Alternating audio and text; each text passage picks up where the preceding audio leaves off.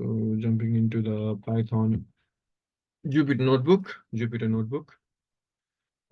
We're importing NewsAPI, JSON, Kafka, and TextBlob. TextBlob is for performing sentiment analysis on the articles, and then that's going to be useful when we perform analysis using Hive. So this is the key. We're initializing the endpoint, API endpoint, defining the sources, query. Here in this case, we're looking into Bitcoin, articles relating to Bitcoin. This is where we're getting all our articles. So we're setting our query here, sources, and we're looking into articles from November 1st to November 12th. The language of the articles will be English, and we're sorting them by relevancy to our query. So the date range is roughly before and after the US elections. And this is where we're printing all the articles that we've received. So you can see some of them have been filtered by our parameters. And this is where we're doing our sentiment analysis. So we're defining a dictionary results, we're getting all the values from all articles that we got here. And this is the function that's doing the sentiment analysis. Uh, Text blob, we're passing the description, sentiment polarity. Polarity is giving us a numeric value between -1 to 1. So this is going to be either a float or a double. And now we're appending all the results into our dictionary. So this is what we will, our producer will pass to our consumer. As you can see, this is how the JSON file is going to be. And I've added some pandas and matplotlib to do some other data exploration, data cleaning here, and some visualizations. So now, here we can see that I have already set up Kafka and the Python files for producer and consumer. So we can look into this. So the producer is same as the Jupyter Notebook, getting our articles, performing sentiment analysis, but we have added the Kafka producer initialization and passing on the values. So my news is our topic, and message in this case is the object that will be passing on to our consumer, and this is just printing whatever the producer has sent. And in case of consumer, so it's listening for all the values that the producer sends. Again, same topic, and broker is localhost. Since we're running them in the same cluster, it can be a localhost. And here we're dumping everything that we get into the news data JSON file. So it's in our home directory. And after every dump, we're changing the line. So since Hive does not understand the internal structure of a JSON file, those new lines are going to be very important when we define our tables. So we can run NewsAPI. So consumer is running, it started listening for whatever the producer will send.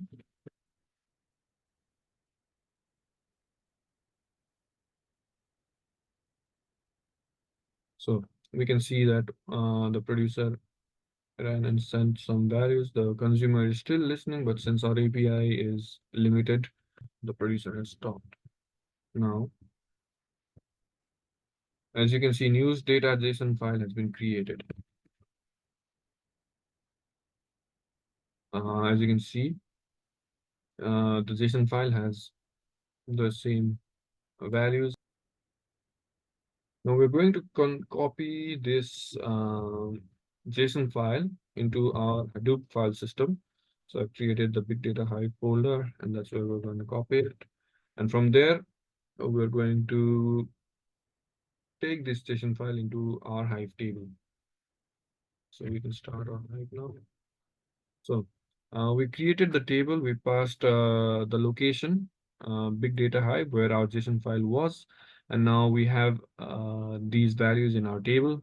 But these values are not, ideally we'd want a column called source having all values associated with source, and a column with table having all values associated with table, and description, same for description and polarity.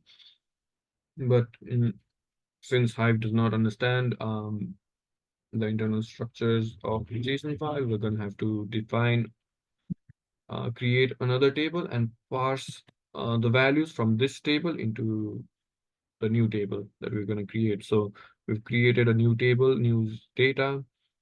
Source is going to be string, title is string, description is also string, polarity is in double. So now we're going to insert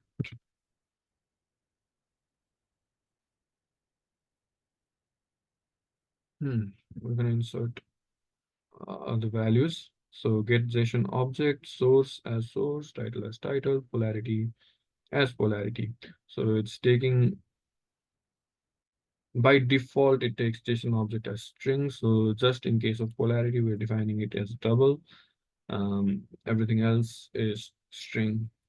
So now,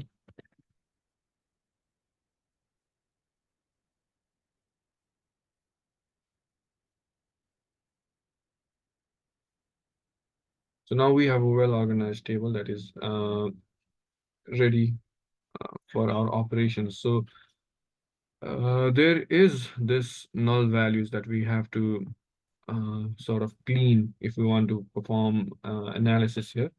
So we're going to create a new table, news data clean, and we're going to, that has taken all values, all rows from news data from this table where description does not equals removed. So third column is description. Everything that does not have this, or let's say has some valuable content to it, is imported to our new table. So now we will drop our old table and change the name of this new table to table that we want. So now,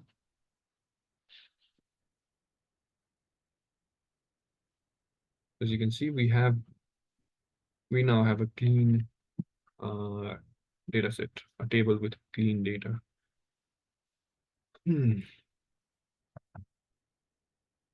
So now we can perform our Hive operations. Ideally, one would be where we want to know how many articles does a source have, right? So in this case, we can see NBC News has 6, USA Today has just 1 article. Now we can, we'd also like to see the average uh, sentiment or average polarity of each source. So select source, we're rounding the average polarity to 2 decimal points. And then, so yeah, NBC News has a positive sentiment. USA Today has just 1 article and that was negative.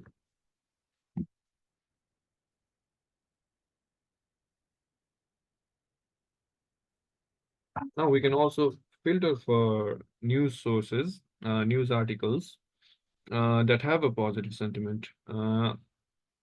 So obviously it's from NBC News. And if we were to reverse this, so anything that had um, polarity less than 0, we'd get USA Today. But yeah, this has all sorts of applications in content filtering on the web.